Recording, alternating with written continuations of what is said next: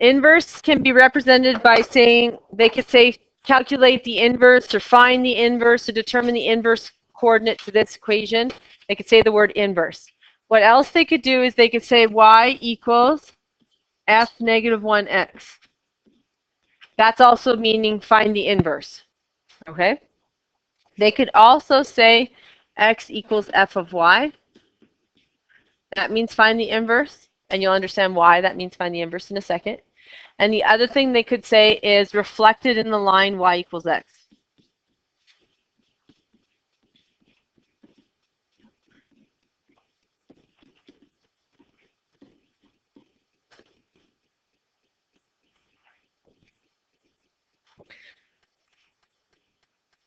The reason why these different ones exist and make sense is ultimately the inverse is just the swapping of the x's and the y's in the end. So if you want an inverse graph and they gave you a physical graph on a piece of paper and they wanted the inverse, which would be really easy to do, all you would do is you would take the coordinates of the original and swap the x's and y's and redraw it. And you'd have the inverse. So the inverse is just the x's become the y's and the y's become the x's. So the x's become the y's from the original.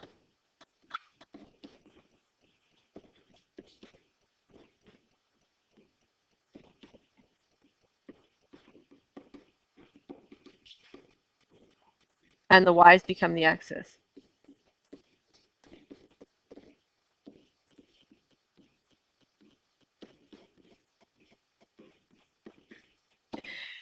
And the reason why that is because they're reflected on the line y equals x. And the line y equals x is literally the line 0, 0, 1, 1, 2, 2. The line y equals x is when every y equals x. Okay? So 1, 1, 2, 2, 3, 3, 4, 4, negative 1, negative 1, negative 2, negative 2, negative 3, negative 4, and all the little real numbers in between that connect it. So if we swap our x's and y's, they're going to reflect on the opposite side of that line. Okay? So let's look at an example. I'm going to call this the original.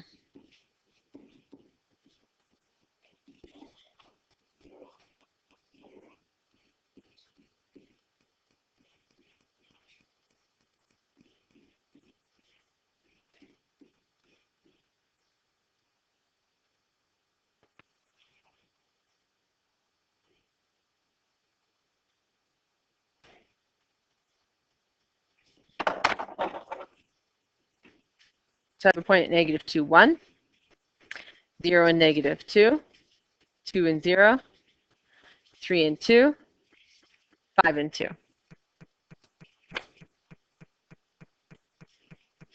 And it's still a function because it passes the vertical line test. We agree? Now, if every x becomes every y and every y becomes every x, what part of your graph is dependent on the x's and the y's? If I ask you to give me a statement, if I tell you to state the, starts with a D and an R. If I ask you to state the domain and the range, the domain is the x values, right? And the range is the y's. So could I pull the domain and range off of this original graph quite easily? Yeah.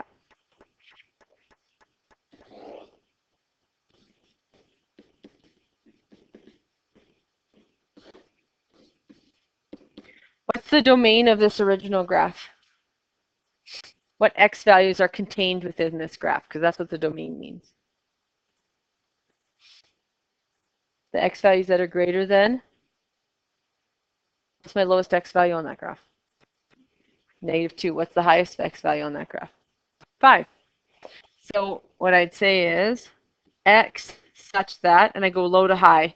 So I'm going to go negative 2 is less than or equal to x is less than or equal to 5 XER. Now these always make L's. If you go low to high, these will make the shape of an L. Now some people will say, well, why? How could they possibly be the same sign and say that it's greater than negative 2 and less than 5, but they're in the exact same order? The reason why is you're explaining what the x values represent. So we are always reading from the x. We're saying we have some x values on this graph, right? and they all fall between a certain value.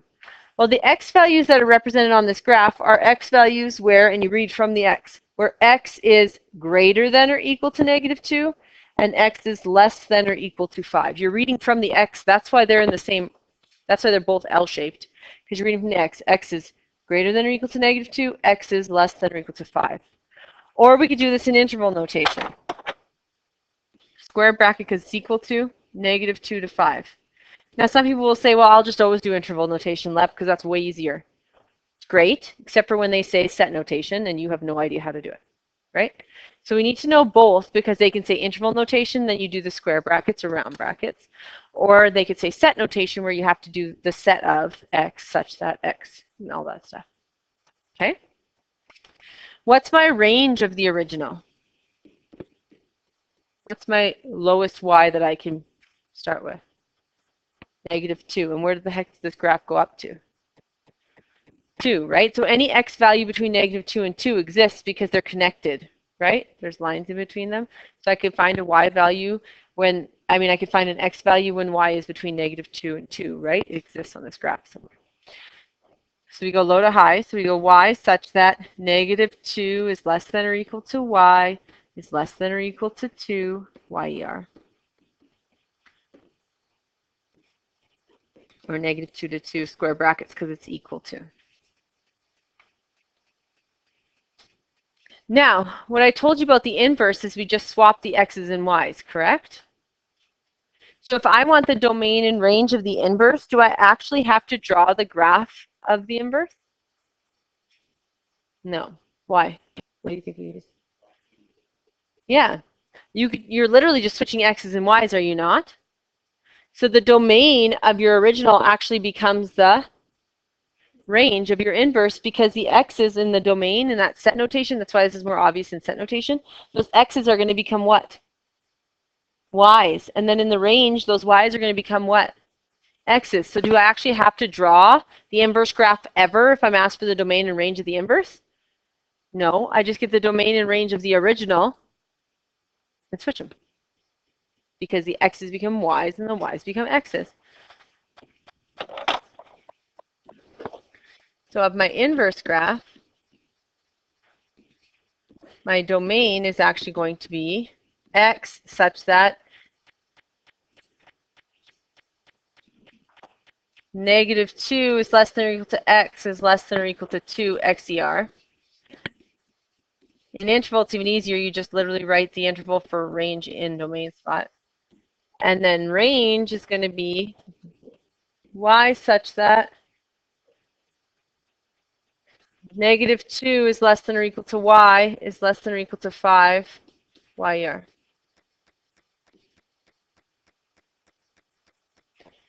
Now we're going to prove it by drawing the new graph. So I'm going to plot my original points below. I'm going to write them out. So my original coordinates are -2 and 1.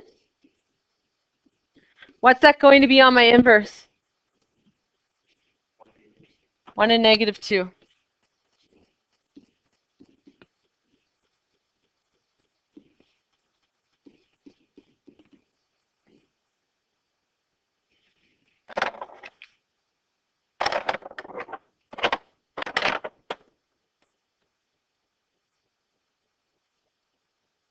So it's going to be here now. Then my next coordinate is 0 and -2. What's it going to be on the inverse?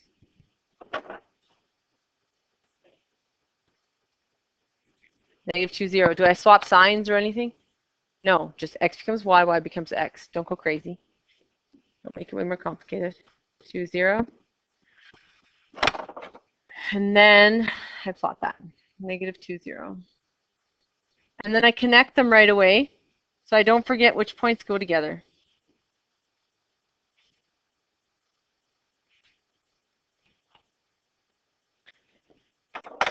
Then I have 2, 0, which is going to become 0, 2.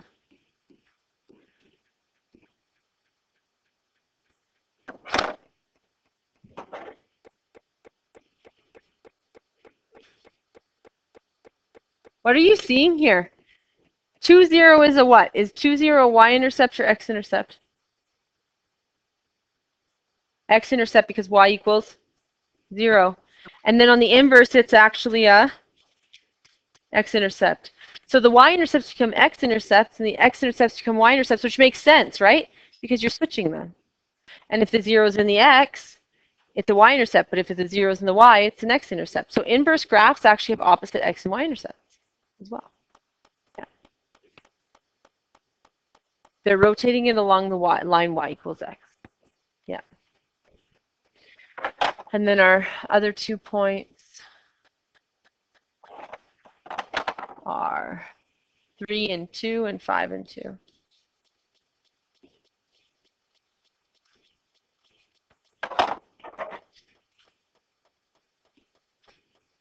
They become 2 and 3 and 2 and 5.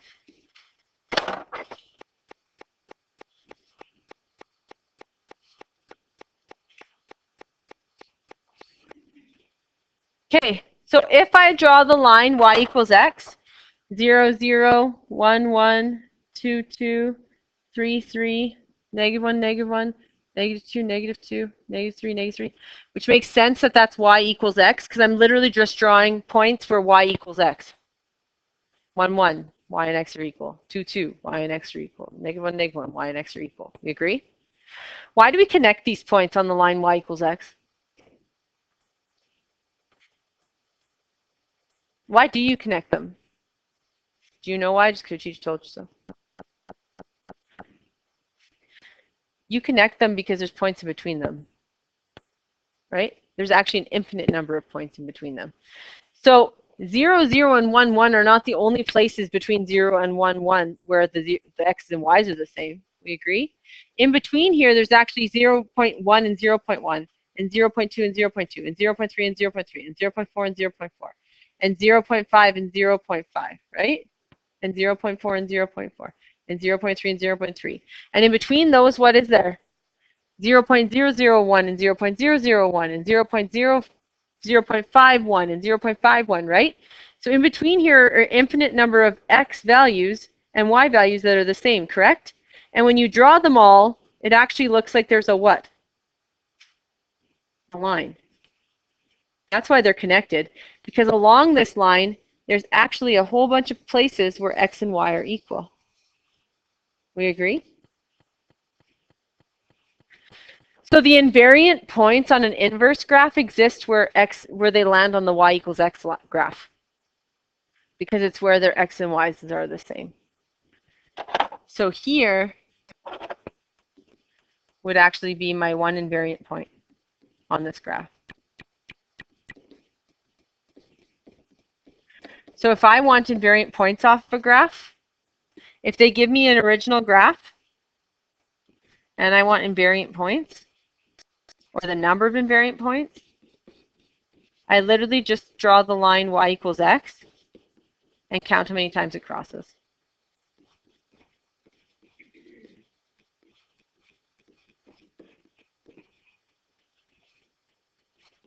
Because that's where the two graphs, the graph of the inverse and the original, will cross. So an example of that, if I give you something like this.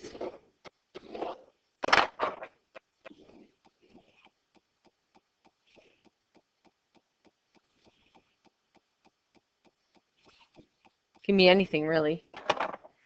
And I ask you how many invariant points there are between this graph and its inverse. Do I draw the inverse and then try and figure out all the places that it intersects? Would that be the fastest way? No? Would it work? Yeah. Wouldn't be the fastest way, though. The fastest way would be to draw the line y equals x, the identity line,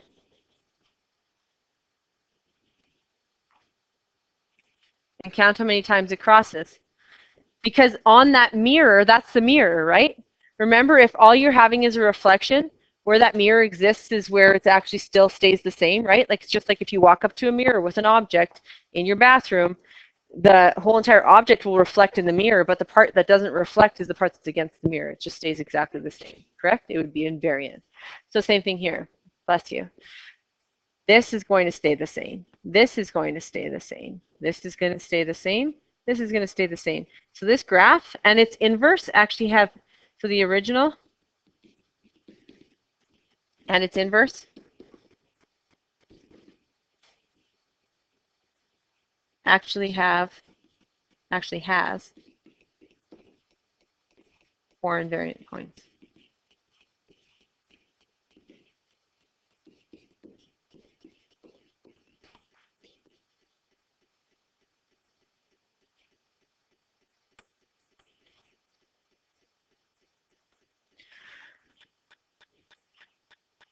So there's been past questions that have been released before, and some are in your hand in that I've had released and gave to you guys.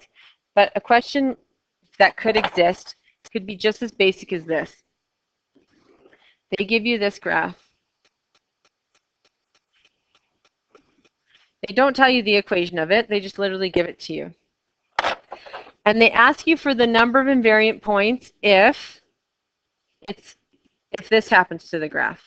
They ask you for the number of invariant points if this happens to the graph.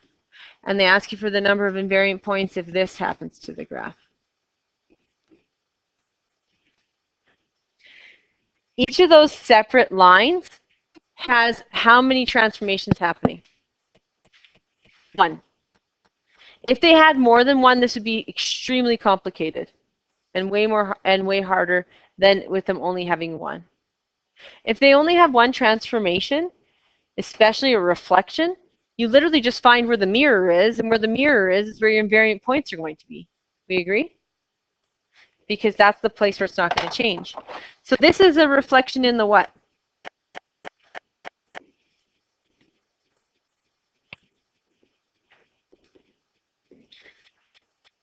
What's another word for y-axis? What equation is the y-axis? Anyone know? This is a reflection in the y-axis. So this is the y-axis. What equation could we write that would represent this? Anyone know? What equals 0 on that line? X. X equals 0. So they can say reflection in the y-axis, or they could say reflection, if this was a question on your diploma, they could say reflection on the line x equals 0. And the line x equals 0 is a fancy way of saying the y-axis. Right? How many times does this graph cross the y-axis? 1. So my answer to this blank would be a 1.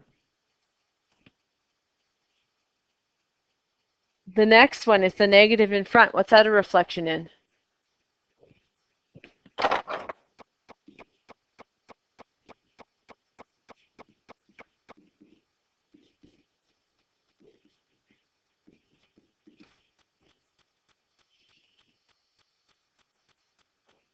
What equation represents that? Remember, horizontal lines are always y equals lines, correct?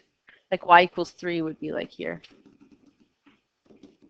So what line is that blue line? Y equals 0. So they could have said reflection on the line y equals 0.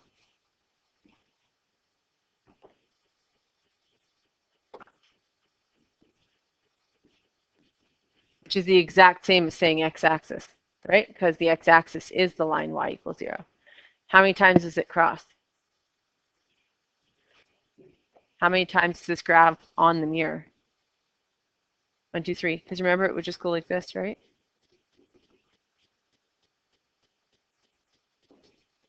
Wouldn't it? So these ones stay the same.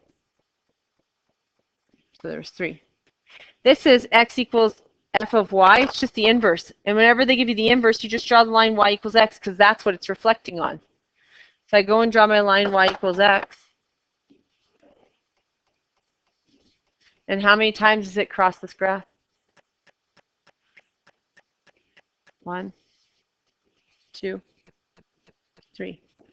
Because it's going to reflect like this, right?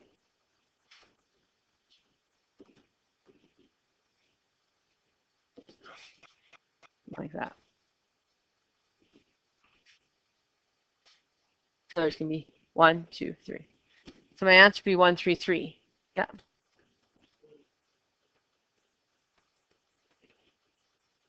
Sorry?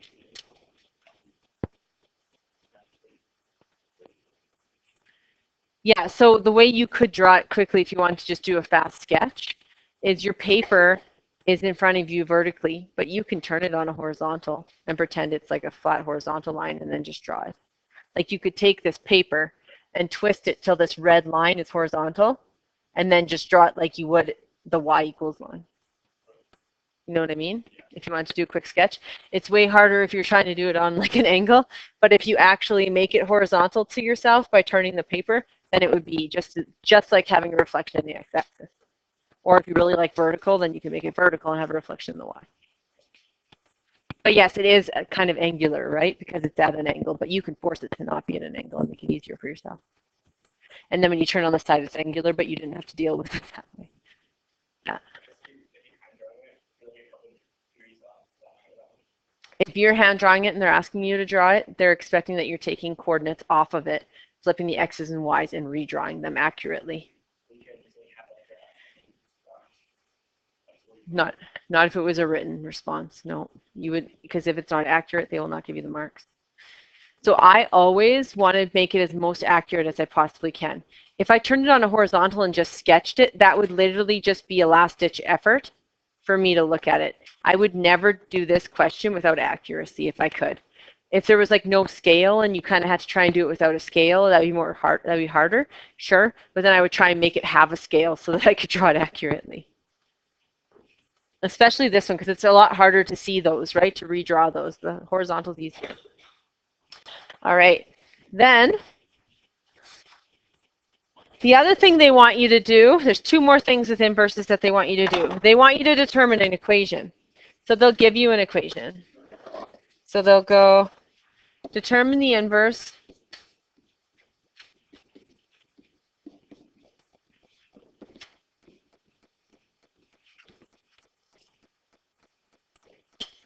of y equals 3 x plus 2 squared minus 4. So they want the actual inverse equation.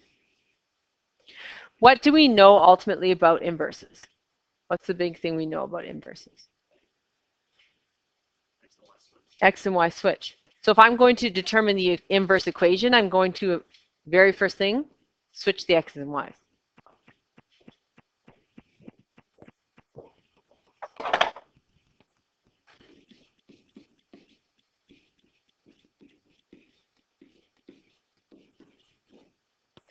And to be honest, I right now have the inverse equation. The only problem is that often they will want your multiple choice answers in y equals format, correct? And right now this isn't in y equals, it's in x equals. A not fix to this is to just put it into y equals. Then you have it in the original equation, not the inverse anymore, correct? But how could I get this actual x equation into y equals? The y is embedded in the equation. So what would I have to do to get it out? Expand. Get that y by itself, right? And remember what you do is reverse BEDMAS to actually get those equations by themselves. So we're technically trying to solve for y, get it into y equals. So the very first thing we're going to want to move is that -4, because we want to move to addition and subtraction first. So I'm going to add 4 to both sides. Bless you. And so now I'm going to get x plus 4 equals 3 y plus 2 squared. If the squared was to the 3, the next thing we would do would be square root. But is the 2 to the 3? No. So I need to get rid of that 3. What could I do? Divide. Can't distribute because y plus 2 squared is y plus 2 times y plus 2, which would be a whole lot of foiling, right? So we can't put it in. So we have to divide by the 3 first. Now, leaving it like this is completely okay, but what they often will do is rewrite it over 3. So if I have x plus 4 over 3,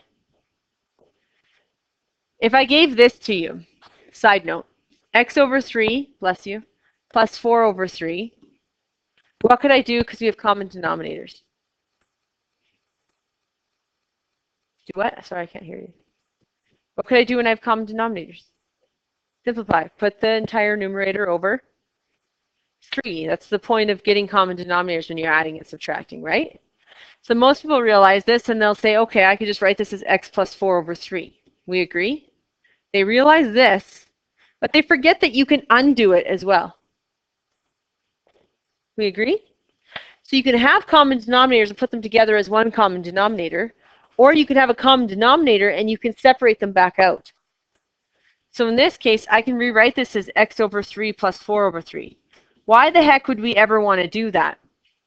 Well, if this was a linear equation, this would be a slope of 1/3 and my y-intercept would be 4/3. We agree? That would be helpful. Would this be helpful, x plus 4 over 3? I have no idea how I would draw that. This is actually a line. You would just don't know it, right? But when you separate them out, you'd see, hey, slope, y-intercept. So sometimes they do separate them. So remember that when they're over a common denominator, great, but you can separate them back out both separately over that denominator. We agree? Now it equals y plus 2 squared. Yeah? So we have y plus 2 squared. Now this is where things go badly. So we have y plus 2 squared. How do we get rid of the square root? Or the squared? I just gave you the answer. Oops. Square root. So you square root this side, and you square root this side. What you need to remember to do, every single time you take the square root, is put something in front of it. Does anyone remember what that is? Is Santa here? I think Santa came. I wish, right? Not even October. I was going to say it's October. That's wishful thinking. It's September. Okay. When you take the square root, what do you have to remember to do? Yeah. Yeah. Plus or minus. Santa's back. Plus or minus. Is he bringing gifts with that bell? You have to remember to put the plus or minus sign. Why the heck do you have to do that? This original up here is a quadratic, is it not? We agree? It has 2 arms, does it not? So when you do the inverse, you're going to get 2 arms, are you not? If you don't remember the plus or minus sign, which means then you're indirectly just remembering the plus sign, you're literally just going to get the top. You're not going to get the bottom part of that. You're not going to get the 2 arms. You'll get 1 arm, and it won't look correct. Okay? So you have to remember that every single time you take the square root of anything, you have to put a plus or minus sign in front of it. And if you're someone who's like, yeah, I'm never going to remember that, oh my goodness, I'm never going to remember that, please circle it and leave yourself a note, because you're an advocate of your own notes and you're going to try and remember stuff, and then university is going to happen. No prof's going to be like, hey, dude, circle this and put, please remember to put plus or minus signs. No, they're just going to go through it and you're going to be like, oh crap, I'm going to forget how to do this. So I'm going to leave myself a little side note. So right now you're leaving yourself a side note. Side note saying, do not forget to put plus or minus signs when I take the square root of something. Okay? So we now have positive or negative square root x over 3 plus 4 over 3 equals y over 2, or sorry, y plus 2. And now what do we have to do to get that by itself? Subtract 2. And when I subtract the 2, I put it in the front. Why would I put it in the front? Because if I don't remember to close the bracket behind this radical, if it's one of the older calculators, you're not going to subtract the 2 properly. Okay? It's still happening. I don't know. So the great thing is there's no plus or minus sign in your calculator. As a side note, that's not great. That sucks. So you have to actually put it in separately. So to type this into your calculator, you have to put it in 2 halves. Oh, come on. Join us. Why? No, I don't want the sound recorder. What is that? I don't want that.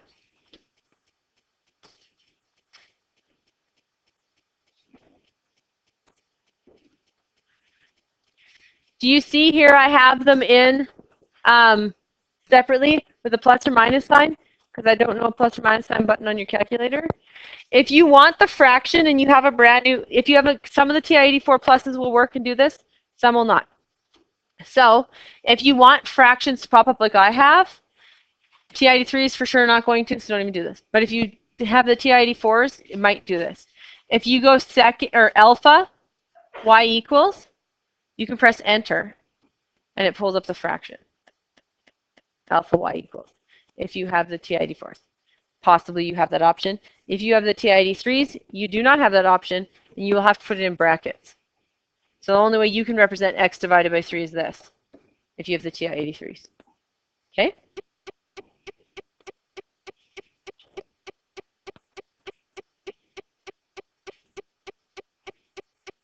We good?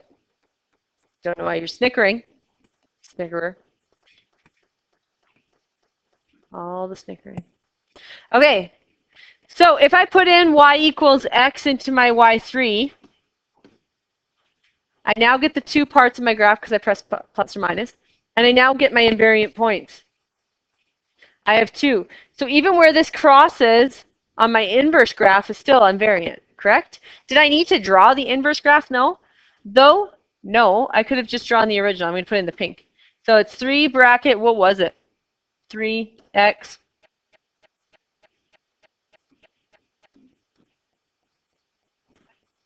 minus 4. So there's my original. They intersect on the what? On the identity line, the line y equals x. Why do they intersect on the line y equals x? Because that's where the points don't change. That's the invariant points, right? So if you actually had both equations, you could just put them into your calculator and find them where they intersect. Okay? If you look here, they don't touch, so it must mean that they actually don't exist there. No, your calculator's just being dumb. They do exist there. I don't know why they just don't show it. Okay? Last thing that they ask us to do in your curriculum is I give you a graph. Well, let's say it's like this.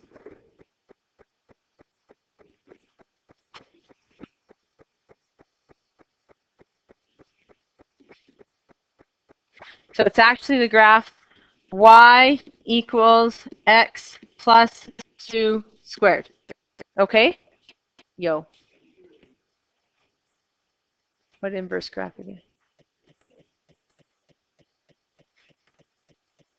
I just did the equation. This is the inverse.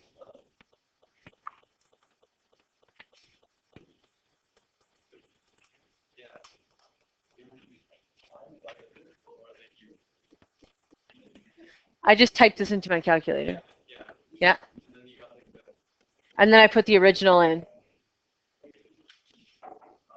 I just had the original in and the inverse in. That's all I had up there.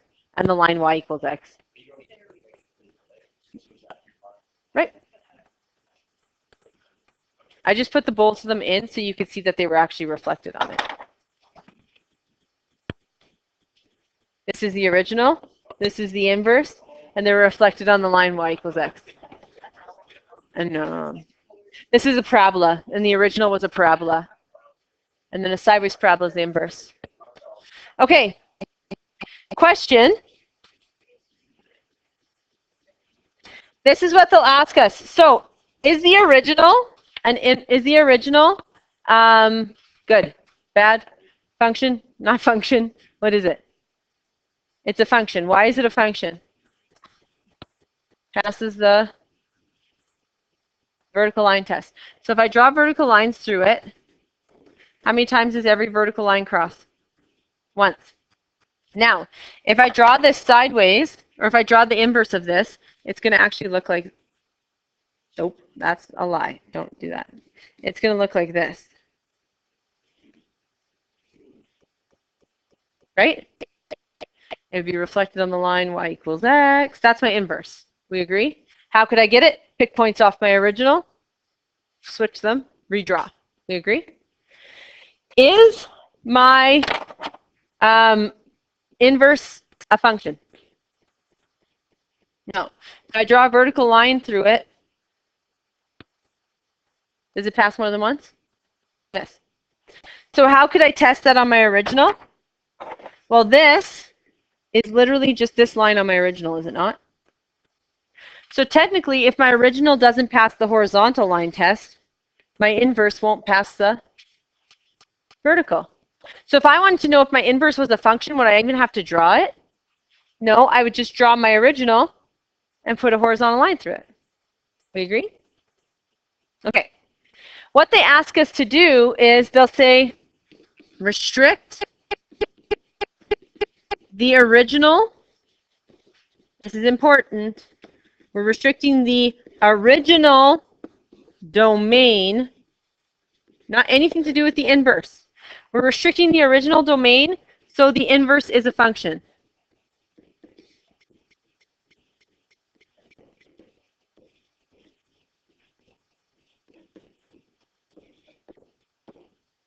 What is the issue currently with the inverse?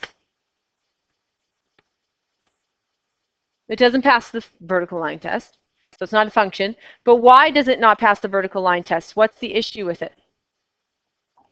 It has two arms. So if I got rid of one of those arms, it would pass the vertical line test. We agree? Okay. So this graph cuts in half at x equals -2, does it not? And I'm going to restrict the original. I'm not restricting the inverse. So if I say x is less than or equal to -2, or I said x is greater than or equal to -2, would that kick off one of the arms? Right? Yeah. Then my inverse would be a function. So I'm restricting my original, not my inverse. I'm not restricting the range of my inverse, which all you do that on the test. I'm restricting my original so that I either only have this arm here or this arm here, so that when I draw it, I only have this arm here or this arm here. Does that make sense? So you restrict the original. Okay? And they'll ask, how do you restrict the original so that the inverse is a function? And you have to give me a restricted domain. Okay? Could I say x is less than or equal to -3? Would that work as well?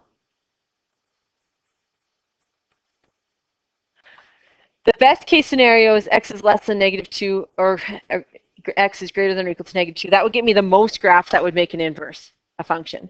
But -3 would still work because x is less than -3 would just be this piece of arm, wouldn't it? And with that piece of arm, if all I had was this, would that pass the horizontal line test? Yeah, so that would pass the vertical line test. Yeah.